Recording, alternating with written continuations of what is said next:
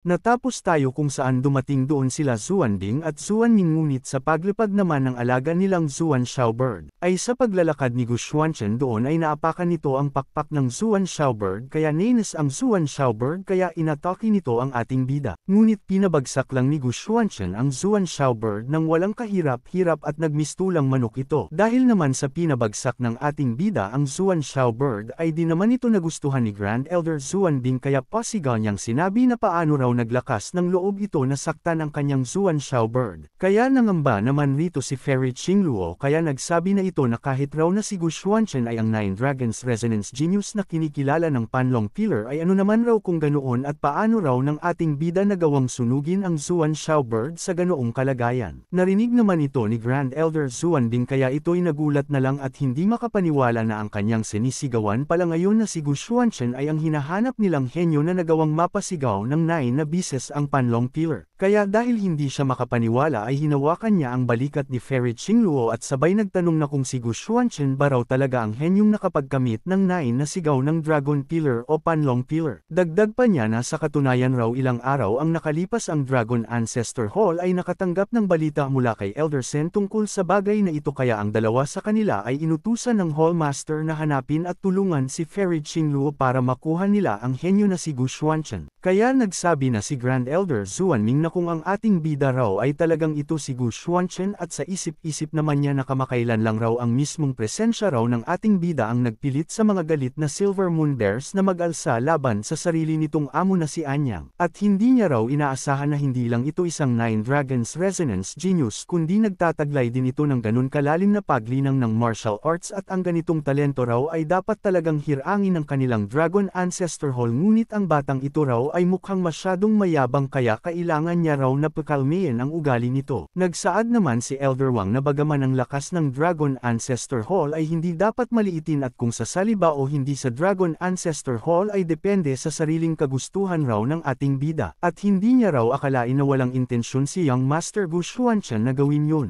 Nagsalita naman si Sec Master Ji Changfeng na hindi niya raw inaasahan na magpapadala ng Xuanming ang Dragon Ancestor Hall at ang taong ito raw ay sobrang mapanlin lang at hindi ito susuko hanggat hindi nito nakakamit ang mga layunin nito at dahil sa ugali raw ni Young Master Gu Xuanchen ay walang makakapilit rito na gawin ang anumang bagay na ayaw ng ating bida na gawin kaya napasabi na si Elder Muhuya na ito raw ay malaking gulo. Nagsabi naman si Grand Elder Xuanming na humihingi raw siya ng tawad sa asal ng kanyang beast sabay din na kinuha niya na ang kanyang beast. Dagdag pa niya na narinig niya raw na si Gu Xuanchen ay galing sa Heavenly Sacrifice Sect ng Songzhou State. Kalmado naman na tumugon ang ating bida na kung ano naman raw kung ganoon. Kaya nagsabi na si Grand Elder Xuanming na ngayon raw ay ipinakita raw ni Gu Xuanchen ang kahusayan nito sa Southern Region Divine Assembly at siguradong makakaakit raw ito ng atensyon ng iba't ibang puwersa tulad ng sinasabi raw na madali lang umiwas sa sibat pag may araw pero mahirap magtanggol laban sa palaso sa dilim at gaano man raw katalentado ang ating bida ay walang kasiguraduhan na makakaligtas ito ng walang pinsala pagkatapos nitong magalit o makasakit sa isang tao. Pero kung sumali raw ito sa Dragon Ancestor Hall nila ay magkakaroon raw si Gu Xuanchen ng mas maaasahang suporta sinang-ayunan naman ito ni Grand Elder Xuanbing. Sabi pa ni Xuanbing na maraming tao raw ang gustong sumali sa Dragon Ancestor Hall pero hindi nila magawa. Sinang-ayunan naman ito ni Xuanming dahil ang Dragon Ancestor Hall raw nila ay hindi naman pinipilit ang sinumang sumali at kung tumanggi raw ang ating bida na sumali ay siguradong hindi nila pakikialaman ang mga lokal na labanan para sa kapangyarihan pero kung ganon ay hindi lang raw si Gu Xuanchen kundi pati ang Heavenly Sacrifice Sect sa likod nito ay maaaring madamay. Ngunit may naalala si Xuanming kaya nagsabi na ito sa kay Sect Master Ling Wu na naalala raw niya na may aksidente kanina sa isang disipulo ng Martial Roar Sect nito sa Chanwu State Barao. Kaya sa narinig naman ni Sect Master Ling Wu ay nanginig naman ito sa gulat at napamura at napaisip na lang ito na itong Xuanming raw na ito ay iba sa mga tao sa Dragon Ancestor Hall. Dahil ginagamit raw ngayon ni Xuanming ang pagiging Yama King nito. At parang ginagamit raw siya ni Xuanming para pilitin si Gu Xuanchen na sumali sa Dragon Ancestor Hall. Hindi naman nakapagsalita si Gu Xuanchen sa mga kahangalan ni Xuanming. Habang si Fairy Qingluo naman ay nabahala na lang ito sa nangyayari at napaisip na ayaw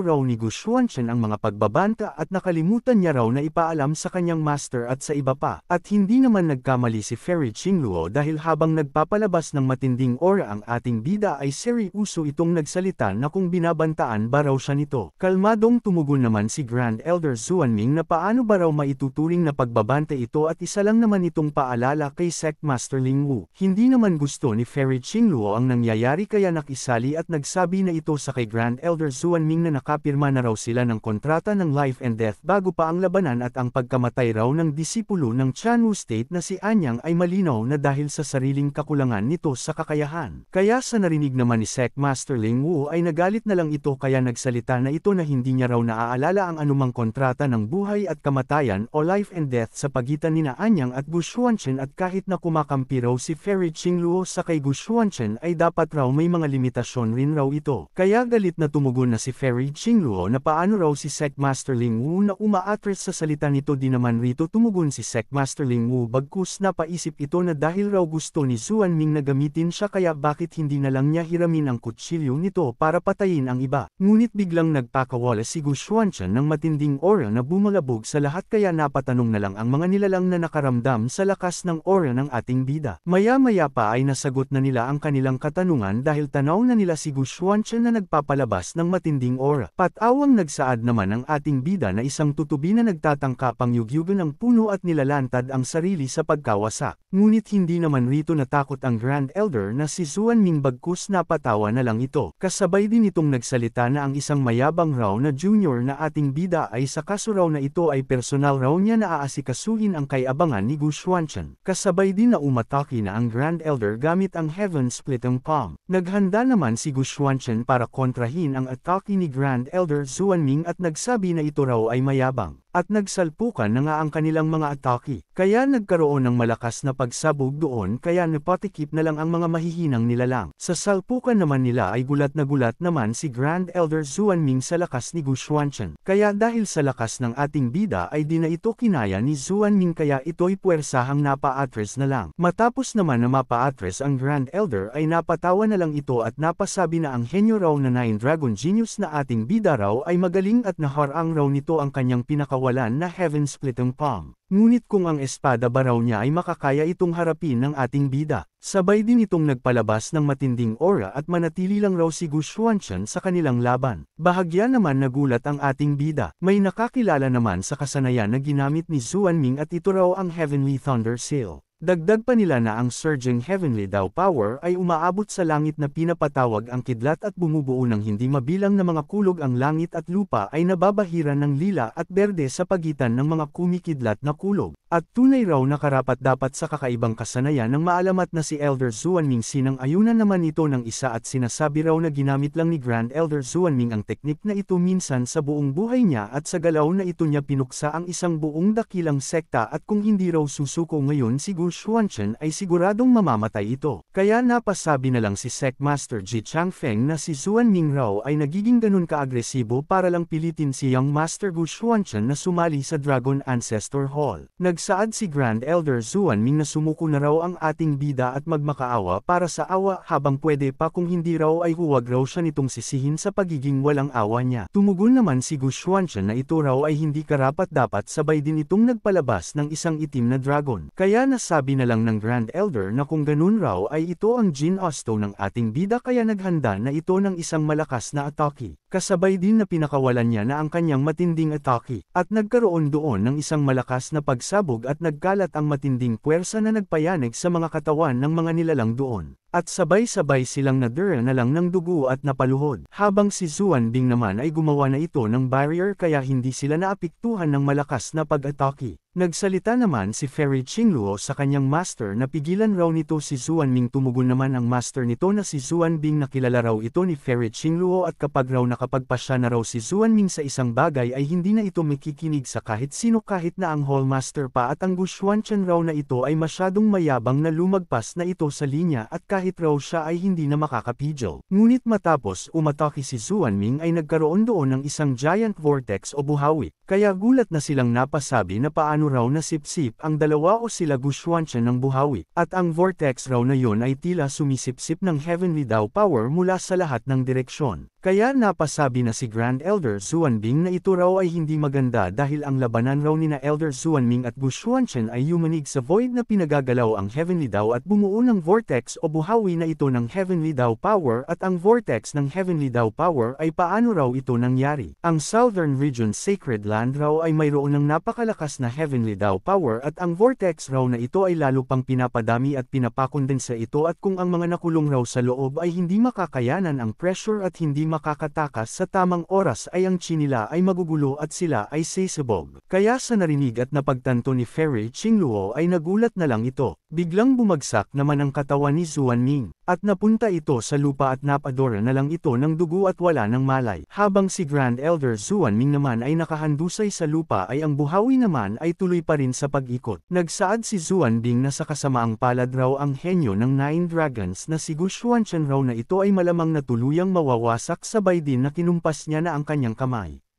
At kinuha niya na ang katawan ni Xuanming na walang malay. Ngunit biglang may dumaan naman sa kanyang gilid, at ito ay si Fairy Qingluo na mabilis kumakaripot sa pagtakbo kaya tinanong na ito ni Grand Elder Xuanbing kung ano ba raw ang gusto nitong gawin. Tumugon naman si Fairy Qingluo na ililigtas niya raw si Gushwanchen. Kaya nagsabi na si Xuanbing na ang gagawin raw ni Fairy Qingluo ay isang kalukuhan dahil ang buhawi raw na ito ay hindi maaaring kontrolin ng kapangyarihan ng tao at kung ang iba ay makikialam ng sapilitan at kung magpapakialam ito ng walang pag-iingat ay si Gushwanchen ay agad na magdudusa ng mabibigat na pinsala at ang katawan at kaluluwa nito ay mawawasak. Dahil naman sa nilamon ng buhawi ang ating bida ay pumunta na doon sila Sect Master Ji Changfeng. Sabay din na nagsaad si Elder Wang na si Gushwanchen raw ay hindi pa nakaalis sa buhawi kaya hindi raw dapat sila Sect Master Ji Changfeng na tumunganga lang dito at maghintay. Kaya sa pangunguna ni Sect Master Ji Changfeng ay kumilos na ang mga ito at nag-utos na si Sect Master Ji Changfeng na una raw ay pigilan nila ang buhawi na ito mula sa patuloy na pagsipsip ng kapangyarihan ng Heavenly Dao. At sinunod naman ito nila Elder Wang kaya nagsimula na ito. Pati na rin si Elder Muya ay kumilos na para paganahin nila ang kanilang hinandang formation.